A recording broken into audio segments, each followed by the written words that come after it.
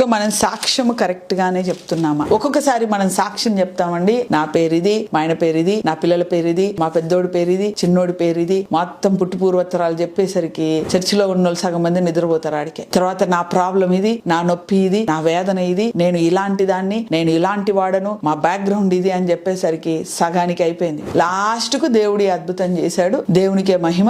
నా గురించి నా పిల్లల గురించి ప్రార్థన చేయండి. సాక్ష్యం అంటే నీ డబ్బా, నీ పిల్లల డబ్బా కొట్టుకోవడం కాదు. ఈ గుడ్డివాడయ్యండి కన్నులు వచ్చిన వ్యక్తి ఏమని సాక్ష్యం చెప్పాడు? ఆయన ప్రవక్త, ఆయన పరిశుద్ధుడు, ఆయన పరలోకం నుంచి దిగి వచ్చిన వాడు, ఆయన దేవుని నుంచి దిగి వచ్చిన వాడు అని ఈయన సాక్ష్యం చెప్పాడు. అంటే ఈయనకు అర్థమైంది, సాక్ష్యం చెప్పాడు. అదే రకంగా మనం కూడా సాక్ష్యం చెప్పేటప్పుడు, దేవుడు నన్ను స్వస్థపరిచినప్పుడు నాకు అర్థమైంది ఆయన నా పరమ వైద్యుడు, తర్వాత ఆయన నాతో మాట్లాడినప్పుడు నేను గ్రహించాను ఆయన నా ప్రవక్త, యేసయ్య నా ప్రవక్త అయి ఉన్నాడు, యేసయ్య నా పరమ వైద్యుడై ఉన్నాడు, యేసయ్య సృష్టికర్త అయి ఉన్నాడు, నేను యేసుక్రీస్తు యొక్క లక్షణాలను ఇలా గ్రహించాను అని ఆయన గురించి సాక్ష్యం చెప్పాలి. ఆయన ప్రవక్త, ఆయన సృష్టికర్త, ఆయన దేవుడు, ఆయన లోకానికి వెలుగు, ఆయన లోకానికి మేలు చేయడానికి వచ్చాడు. నా జీవితంలో ఈ ఒక్కొక్క క్రియ ద్వారా నేను ఆయన గురించి నేర్చుకున్నాను. మనమందరం నేర్చుకోవాలి. ఆయన ఇదై ఉన్నాడు. So proclaiming the identity of Jesus through the miracle we received is a testimony. Proclaiming the identity and the greatness of Jesus through the miracle we received is a testimony. మనం పొందుకున్న అద్భుతాన్ని బేస్ చేసుకొని ఆయన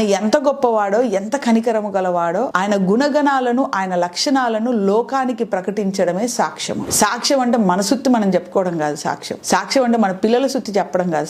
సాక్ష్యం అంటే మన అమ్మా నాన్నల హిస్టరీ, మన బ్యాక్గ్రౌండ్, నేనేం తింటాను, ఏం పడుకుంటాను, ఎక్కడుంటాను, ఏ డ్రెస్లు, ఇదంతా కాదు సాక్ష్యం. సాక్ష్యం అంటే దేవుడు నన్ను దర్శించాడు, ఆయన వెలుగులా ఉన్నాడు, ఆయన మహిమలో ఉన్నాడు, ఆయన స్వరము గాంభీర్యము కలిగి ఉంది, ఆ గాంభీర్యములో కూడా ప్రేమ ఉంది, ఆ ప్రేమ గల దేవుడు అని ఆయన గుణగణాలను, ఆయన లక్షణాలను ప్రకటించడం. ఈ గుడ్డివాడి సాక్ష్యంలో నేను గుడ్డివాడను, నేను చూపు పొందానని రెండు మాటలు అతని గురించి చెప్పుకున్నాడు. ఆయన ప్రవక్త, ఆయన పరిశుద్ధుడు, దేవుడి నుంచి వచ్చిన వాడు, మట్టి నుంచి వచ్చిన వాడైతే, భూలోక సంబంధి అయితే, పాపిష్టి అయితే ఇలాంటి పనులు చేయడు అని యేసయ్య గురించి 5 మాటలు చెప్పాడు. సో యేసయ్య గురించి అధికంగా మాట్లాడాడు, తన గురించి తను తక్కువగా మాట్లాడుకున్నాడు. మన సాక్ష్యము కూడా ఆయన లక్షణాలను బయలుపరిచేదిగా ఉండాలి, ఆయన గుణగణాలను బయలుపరిచేదిగా ఉండాలి, ఆయన మహిమను బయలుపరిచేదిగా ఉండాలి. మీరు సాక్ష్యం చెప్పాలనుకున్నప్పుడు నీ గురించిన మాటలు 2 ఉండాలా, దేవుని గురించిన మాటలు 4-5 ఉండాలా. అదే నిజమైన సాక్ష్యం.